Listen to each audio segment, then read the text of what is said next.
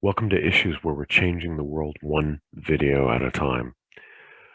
Um, Elvis made a movie in the early 60s called Kid Galahad. He played a guy that had just gotten out of the army, and he ended up visiting this town in California, and they had him try boxing and became really good at it and became a big, successful boxer. And so I saw the film in like second grade, which would have been like the early 70s. And it was made in the 60s, so it was probably 10 years old when I saw it. Um, but I I was watching the film uh again like 5 or 6 years ago, and so I literally hadn't seen it since second grade. And I'm watching it. I'm like, wow, geez, that looks familiar. The place looks familiar, and I want to show you. So this is the opening scene.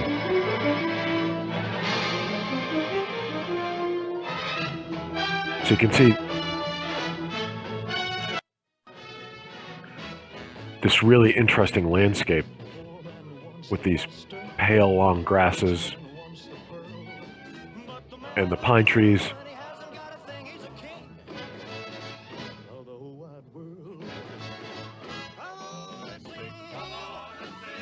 See? With these interesting pine trees and the pale grass. So this landscape is what looked familiar to me. And then he gets to the mountain town. He's going out to like a mountain town, and that looks familiar. I'm like, wow, I've been there before. I feel like I've been there before. So I looked on Wikipedia, and it said that Kid Galahad was filmed in a town called Idlewild, California, and that's why I recognized that I'd been to Idlewild. And um, it was the late 90s, like 98 and 99, around there, possibly even 2000.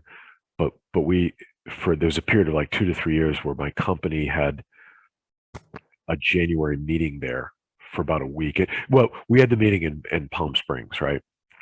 Um, but I discovered Idlewild. I drove out there and fell in love with the place. It was like an hour's drive. You drive from Palm Springs up this across the desert. You'd hit these mountains. You go up these long, winding roads, this long gradual ascent. You'd hit like a plateau, then you drive across this plateau. That's what this is, and you'd eventually get to Idlewild, which seemed to be a higher elevation, and I think there was even snow around. Um, but it's a cute little mountain town with good architecture and uh, mountain architecture, and tall pine trees everywhere. So it was really a neat place. And I liked it so much. While I was at this meeting, I would drive out there twice a day. It was an hour each way, so I drive out like early in the morning, like at 6, and I'd get breakfast and come back. And then after a day's worth of meetings at 6 p.m., I drive out again. I just loved it. I wanted to spend all my time there. So that's why I recognized it when I watched the movie in like 5 years ago. But here's the strange thing. When I went to Idlewild back in 98, 99, 2000, I felt like I had been there before. And it was driving me crazy. I'm like, I know I've been here before, but I know I haven't. There was just this feeling like I know I've been here before, but I know I haven't.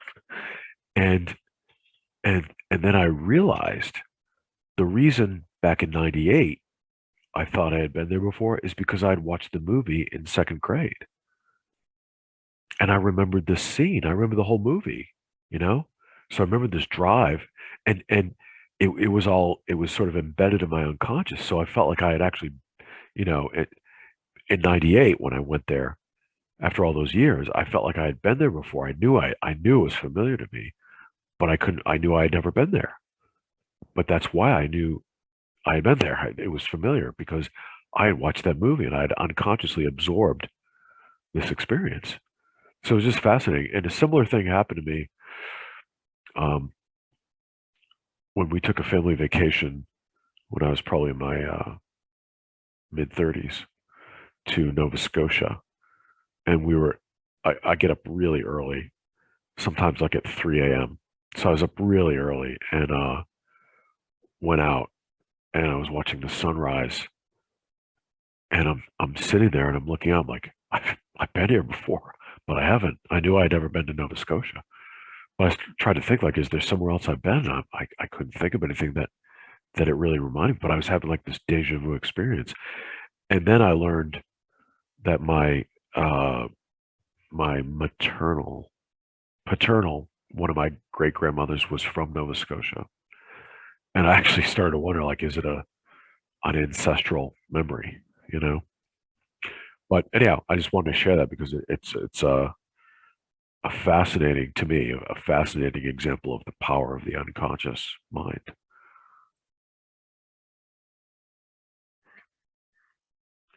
And then I have another example that's kind of similar, and that is I dated this girl in college for 4 years. Started my sophomore year.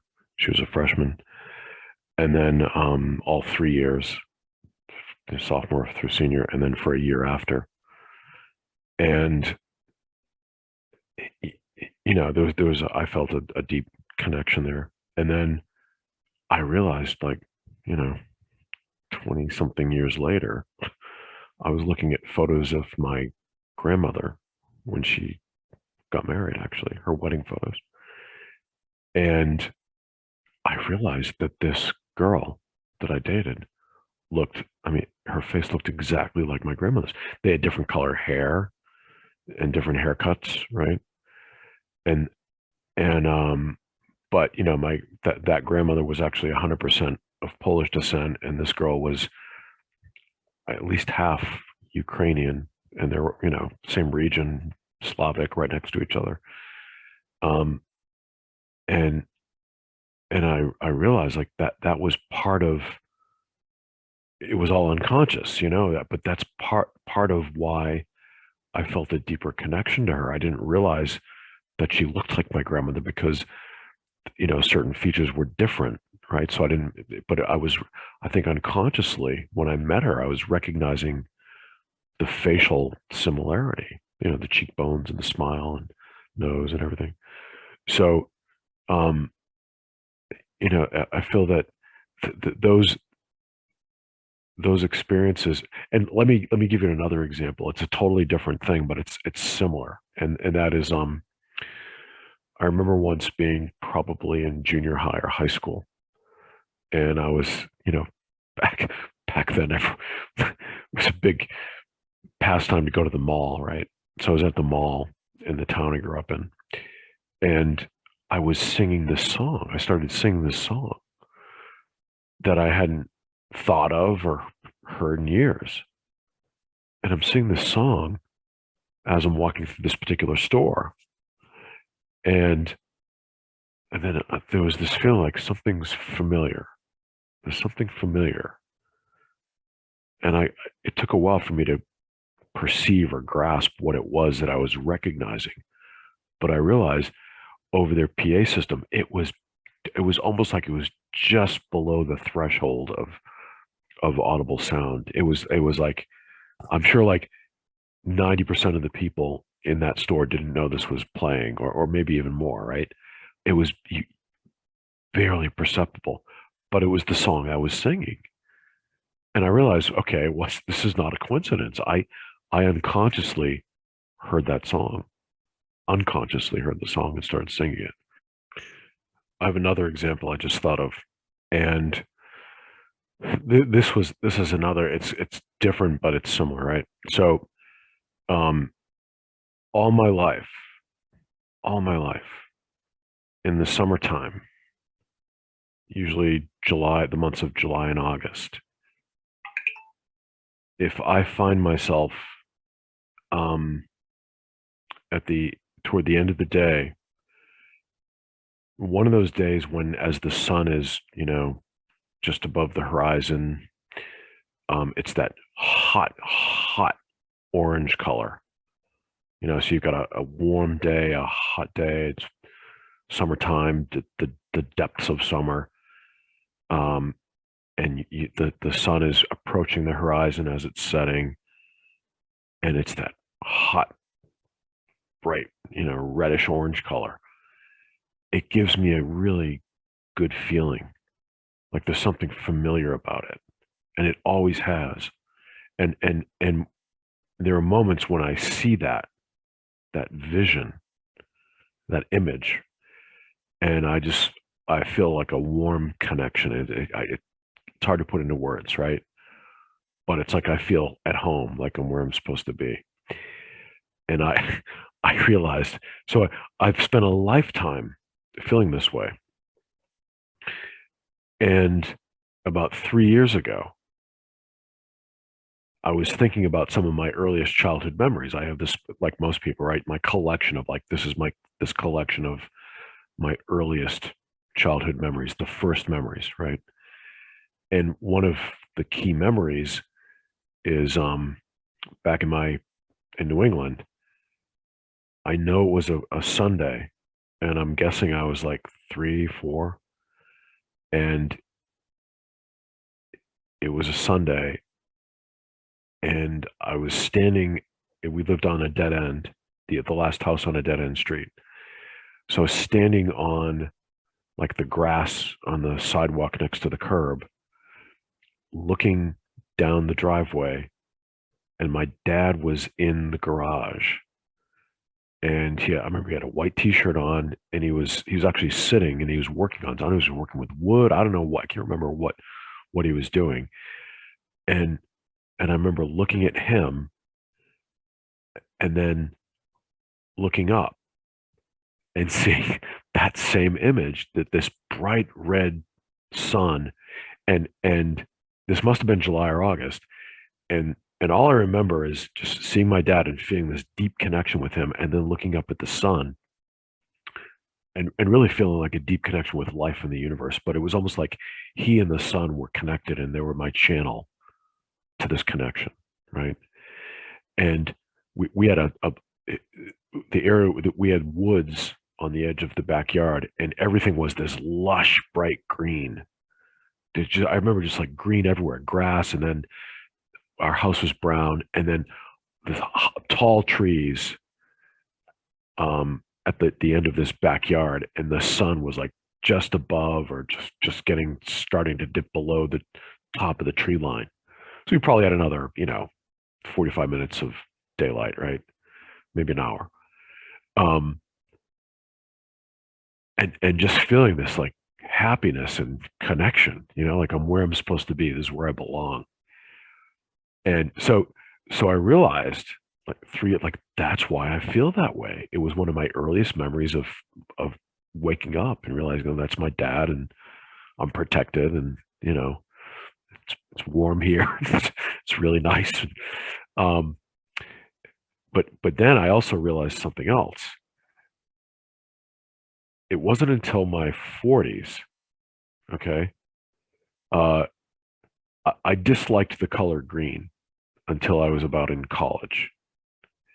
And I actually started wearing green in college because everyone was wearing like army surplus. So I actually ended up buying a lot of army surplus clothes.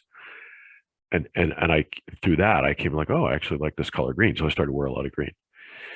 And I actually disliked the color red and orange. And it wasn't until probably my mid 40s, early to mid yeah, early 40s, suddenly I started to like the color orange. And then over time, I realized that my two favorite colors were green and orange together. So like a lot of my home decor, it's combinations. Everything is like green and orange together. And I honestly believe I associate those colors. The reason I like them is I associate them with that early memory with my dad, of the lush green of the trees and the grass, with the hot orange sun right above the tree line. So imagine with those examples, all the things that we do right? The preferences we have, the things that make us, in our daily lives that that seem familiar, and we might not know why. Things that we're attracted to that, and we might not realize at a deeper level why, right? Um, those are three very different types of examples, but they all, at an abstract level, they're all very similar, right? There's an unconscious recognition of something, right? And it, it- those examples taken together make me realize, like, we have no idea how powerful this unconscious mind is. Yes, this psychologist probed it. Of course, Freud and Jung probed it, and really seemed to understand it at a very deep level because of the work they did. But I think we have absolutely no idea how we're being driven and manipulated or moved or motivated by these unconscious uh, memories and impulses. So that's it. Like and share. Like, share, and tell all your friends.